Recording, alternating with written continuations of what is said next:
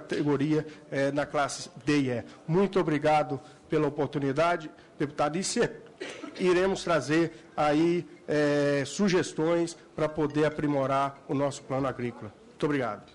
Obrigado ao presidente Zé Vieira, da Federação do Rio Grande do Norte. Em seguida, eu passo a palavra por 5 minutos ao deputado Evair, do Espírito Santo, para que eu faça também as suas contribuições fundamentais. Ele que tem uma vida toda ligada aí à pesquisa e à extensão rural do Espírito Santo e do Brasil. Presidente, ao deputado Zé Silva, colegas da mesa, do plenário, colegas deputados que estão comigo aqui. Eu vou dar um depoimento da importância disso. Eu que me considero e fui chamado, eu sou um filho do Pronaf. Se eu estou aqui, eu devo ao Pronaf. No ano de 97, eu sou da cidade de Venda Nova do Imigrante, pelo programa do Pronaf, prefeitura, cooperativa, R$45 mil de investimento, montou um centro de classificação e degustação de café, Zé Silva, na cidade de Venda Nova do Imigrante. E eu, recém-saído da escola agrícola, um técnico agrícola, fui contratado, estive estagiando na cooperativa do Márcio, na Coca-Pec, em Franca, me qualificando como degustador de café. Fui contratado, então, por uma associação de produtores da cidade de Venda Nova do Imigrante, para ser um técnico, talvez o primeiro do Brasil, o único exclusivamente, classificação e degustação de café para assistência técnica, sem nenhum vínculo comercial. E esse projeto foi maravilhoso. O resultado disso é que no ano de 2005, nós ganhamos o Prêmio Nacional das Melhores Práticas da Caixa Econômica Federal e depois ganhamos o Prêmio Internacional de Melhores Práticas de Políticas Públicas, onde eu tive na comitiva em Seul, pela ONU, recebendo esse prêmio. O que eu quero pautar nessa história? Ou seja, o que é uma programação de pouco recurso financeiro, bem organizado, bem estruturado, bem aplicado, pode trazer de retorno para a sociedade? Imagine os senhores que o Espírito Santo não produzia uma safra sequer de café de qualidade. E na última safra, só de café arábica, dos últimos 3 milhões de sacas de café, nobres colegas, 1 milhão de sacas de café foi vendido por um preço diferenciado de R$200 a mais por saca, só pela questão de qualidade. Ou seja, 200 milhões de reais a mais na economia capixaba. Eu digo isso, que para mim é o maior programa social que esse país tem. Queria que os senhores fossem conhecer, estão convidados, além de comer a muqueca e a polenta, tomar um dos melhores cafés do mundo, que hoje é das montanhas do Espírito Santo, graças ao investimento público na operação do Pronaf. 200 milhões de reais por ano está sendo distribuído na agricultura familiar do Espírito Santo, graças a um programa igual a esse. Vocês consideram aí, nos últimos 10 anos, eu estou falando de 2 bilhões de reais que foram distribuídos, porque uma vez que o café não é de qualidade, não tem como preço. Então, olha o impacto que isso tem na economia. E como é possível fazer política pública, de apoio, sim, de investimento, sim, os chamados fundo perdido, ou sem necessidade de reembolso, o nome que dá, e dar retorno para a sociedade, sem fazer aí distribuição de algumas outras benesses que não dá retorno nenhum para a sociedade. Mas qual foi a visão disso? Um projeto bem feito, muito bem montado, acompanhamento, Zé Silva, aí no nosso caso, lá do nosso Incapé, Colato, que preside a nossa mesa agora, nosso Incapé, que é nós temos uma experiência pioneira no Brasil, que nós somos das instituições estaduais, empresas estaduais, que foi juntar extensão rural com pesquisa agropecuária. Isso e tem dado retorno. Nós estamos com 15 anos de experiência, aprendemos a fazer isso. Por muito tempo nós discutimos pesquisa agropecuária e depois discutimos extensão rural, como se fossem coisas que se encontravam por acaso numa esquina de uma propriedade e ali tinha um resultado. Não, é preciso construir esse conhecimento, porque o outro passo importante disso, nós não podemos confundir tradição e tecnologia do campo, cultura rural, com atraso tecnológico. É preciso fazer o investimento. O resultado disso, eu queria convidar os senhores, os que não conhecem ainda, para conhecer esse nosso programa de melhoria de qualidade de café, que fez um papel importante no Brasil. Hoje nós temos o êxodo urbano, famílias, o rural capixaba nessa região, tem aumento da população, não só retornando daquela confusão que é a região metropolitana, dessa confusão que nós inventamos, que é a cidade para as pequenas cidades, como uma migração reversa para o interior, porque levamos ciência, tecnologia, conhecimento e renda. Sem renda ninguém fica no campo. É preciso que a pessoa construa a sua renda, e esse é um programa bem estruturado. Daí eu quero fazer assim, esse registro da importância desses programas. né, tanto do Plano Safra, né, do nosso plano, da nossa agricultura familiar, pautado na organização. E aí, Márcio, um registro ao cooperativismo.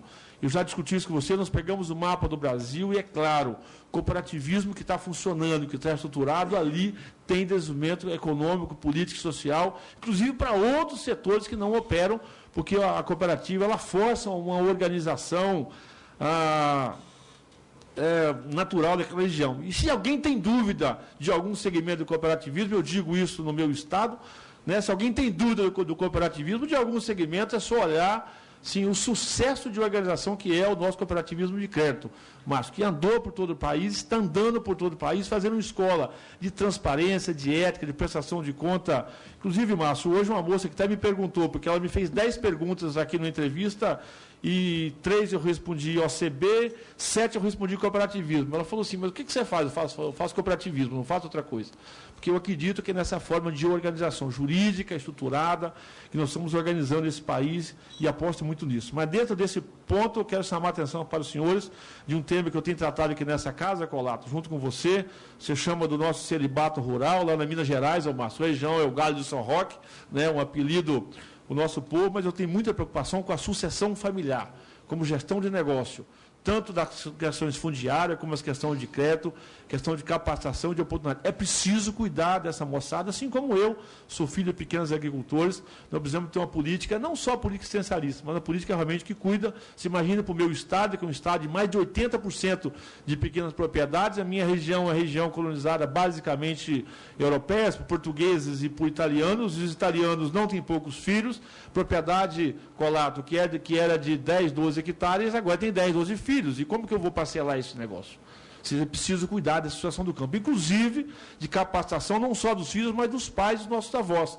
Porque o italiano não morre fácil, está lá com 90 anos, e ele tem a 5ª geração, que é o tataraneto dele, morando na propriedade, sem fazer, inclusive, transmissão de bens. E isso está criando um caos nesse país, está criando uma bolha, Márcio, que daqui a pouco não vamos conseguir sair disso. Acredito que o meu estado, o Espírito Santo, e outros estados brasileiros vivem esse drama. Então, quero fazer esse registro para que a gente possa, nesses planos nossos, né, dentro do cooperativismo, estou vendo aqui a CONAB, a CONTAG, né, a CNA, o MDA, o MAPA, né, e nós, deputados, podemos tratar dessa questão da sucessão familiar com zelo e com capricho, porque eu acredito que não há política agrícola que dê certo também sem regras claras que inibem a especulação.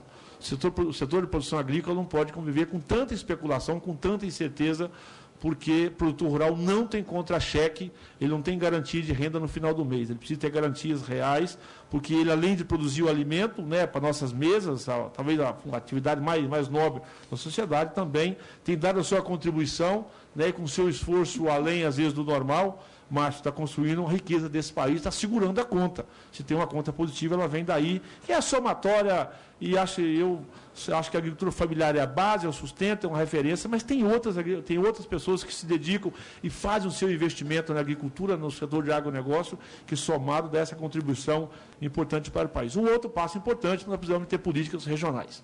Esse território brasileiro, com essa diversidade, não dá para trabalhar com a unificação de legislação e política, porque são realidades completamente diferentes, com tradições, com valores, com cultura, que às vezes inibem o modelo nacional que alguma região ou outra possa fazer esses avanços. E aí, uma pena que o Luiz Sérgio, estou vendo aqui, acho que continua na casa, um registro. Eu acho que os limites das questões da Sudene e do Banco do Nordeste têm que ser para a hidrográfica. A Sudene hoje e outros incentivos, inclusive, eles estão pautados em limites políticos dos municípios. Mas hoje a gestão é de água, é de bacia, o tratamento por microbacia, a discussão dos nossos rios, os limites geográficos de atuação desses programas específicos, como do Banco do Nordeste, acho que é um salto importante, Márcio, que você pode nos ajudar daí, ser por bacia. Acho que uma parte do rio, se a parte esquerda do rio tem um incentivo, a parte direita também tem que ter, porque as águas acabam fluindo para esse mesmo passo, aí você traz esse ponto importante. Ou seja, acima de tudo, nós aqui, muito dos governos e das organizações, são 2 palavras básicas para encerrar, nós precisamos ter utilidade para os brasileiros e temos que ser solução. A agricultura nunca foi e nunca vai ser, e eu não posso aceitar que ela é parte do problema desse país. Se nós temos brasileiros, temos que defender isso como patrimônio nacional. A agricultura é um patrimônio nacional que trouxe esse país até aqui e, com certeza, tem muito a contribuir para esse país se for dado aos nossos agricultores e agricultoras as condições dignas para que continuem fazendo seus investimentos com o seu empreendedorismo. Muito obrigado, Colato e colegas.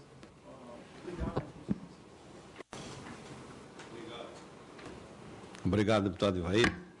Mostrando seu grande conhecimento, com certeza essa casa se engrandece com sua participação, seu conhecimento, principalmente na pequena propriedade. Comentar aqui Márcio Freitas, nosso presidente da OCB, André Nassar, nosso secretário, João Luiz, e mais os representantes aqui da CONTAG, CNA e da CONAB. Mais algum? O deputado Zé Silva nos deixou aqui a incumbência de dirigir os trabalhos e foi fazer um